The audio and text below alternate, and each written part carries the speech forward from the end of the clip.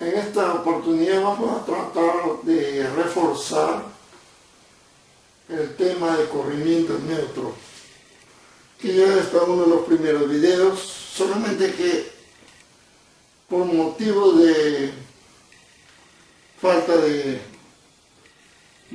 filmadora no fue hecho en el computador. La cuestión es que existe ese problema de interpretación, pero en fin, vamos ahora a tratar de explicar bien lo que es el corrimiento neutro. Para entender el corrimiento neutro tenemos que tener una cosa muy básica: circuito serie. Si yo tengo, por ejemplo, dos resistencias,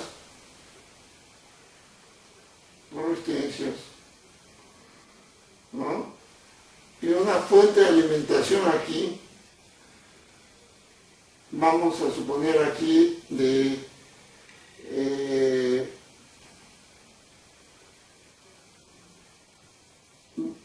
vamos a poner aquí 120 voltios, con una fuente de alimentación, ¿cierto? Vamos a poner aquí más, menos, con una fuente de alimentación que tenga en la mitad de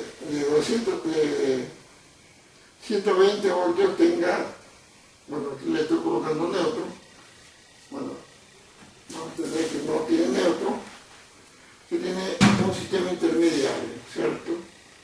Sí, entonces aquí, referente a este habría 60 voltios, aquí habría 60 voltios.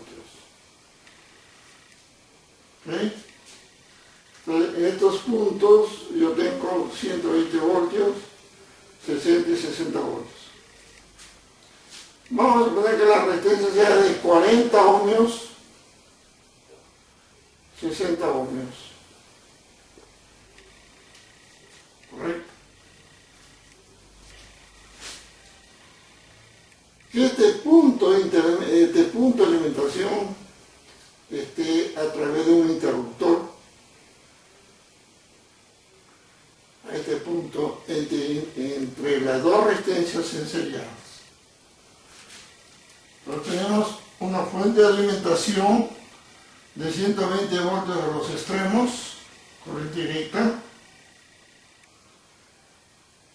con un punto intermedio, ¿no? 60-60, un punto intermedio con un interruptor. En este momento el interruptor, ya vamos a cerrarlo,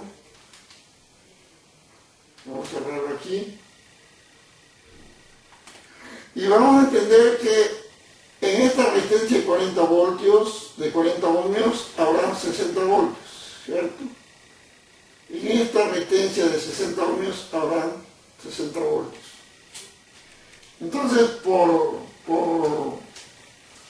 un cálculo básico de la ley de Ohm, dice que la corriente va a ser igual a la tensión sobre la resistencia. En este caso, en el primer caso, si te llamamos R1, y llamamos R2, entonces, y en R1 va a ser igual a 60 sobre 40, igual a 1,5 amperios. ¿Correcto? Y en el segundo caso, IR1 y R2 va a ser igual a 60 sobre 60, ¿cierto? Igual a 1 amperio. Entonces,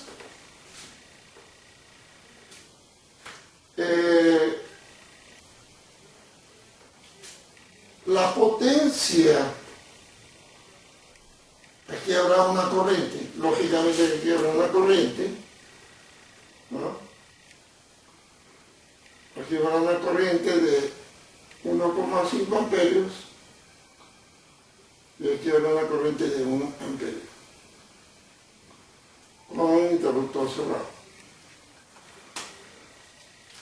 Entonces, ya se está entendiendo que cada resistencia le está llegando a los 60 voltios, abajo también 60 voltios, en esta habrá 1,5 amperios, aquí habrá 1 amperio. Y las potencias serán así, la potencia en R1, W en R1 va a ser igual a 60 voltios, ¿cierto? Por 1,5 igual a 90 vatios. Y en la resistencia R2, potencia R2, tenemos 60 por 1. ¿Por qué? Recordemos que potencia es igual a tensión por corriente, ¿cierto? Entonces, 60 por 1,5, no, en este caso 60 por 1, igual a 60 vatios. La potencia total disipada sería en este caso 150 vatios. ¿Okay? Entonces, aquí esto es muy importante entenderlo para nosotros ver la parte de corriente neutra. Entonces, aquí vamos a entender que en las dos resistencias hubo una disipación de 150 vatios. Ahora, ¿qué sucede? Estando instaladas dos resistencias, yo abro este interruptor. Entonces, la tensión de 120 voltios recorrerá las dos resistencias que, como están en serie, tendremos una corriente I, segundo caso, ¿no? Vamos a ponerle aquí I2. Vamos a ponerle I2 como segundo caso. Es igual a la suma resistencia, a la tensión total, 120, sobre la suma de resistencias, sobre 100. ¿Cierto? O sea, aquí el voltaje, vamos aplicando esta fórmula, E sobre R. Entonces aquí sería 1,2 amperios. Teniendo en cuenta que aquí hay 1,2 amperios, que recorre ahora las dos resistencias, ¿cierto? Ahora va a recorrer, en el segundo caso, va a recorrer las dos resistencias, y 2 va a ser igual a 1,2 amperios.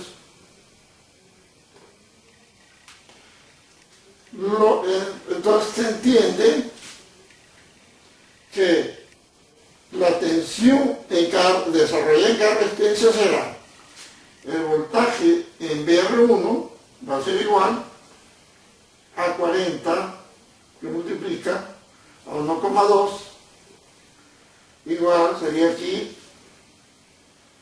48 voltios, ¿cierto? 48 voltios y VR2 aquí, el voltaje aquí, VR2 va a ser igual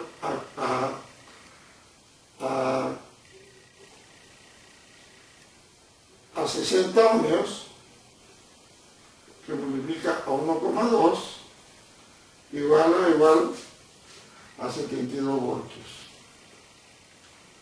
¿Cierto? 72 voltios. Si esto lo traducimos a potencia, te vamos a decir que W va a ser igual a 48 por 1,2. Este W de aquí, o sea, W1, W2, igual a 72 por 1,2. ¿Cierto? tendríamos, vamos a calcular ahí, tendríamos 48 por 1.2, en mi caso 57,6,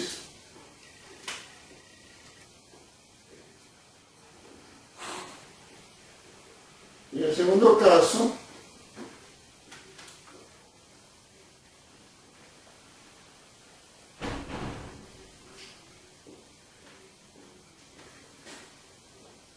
86,4.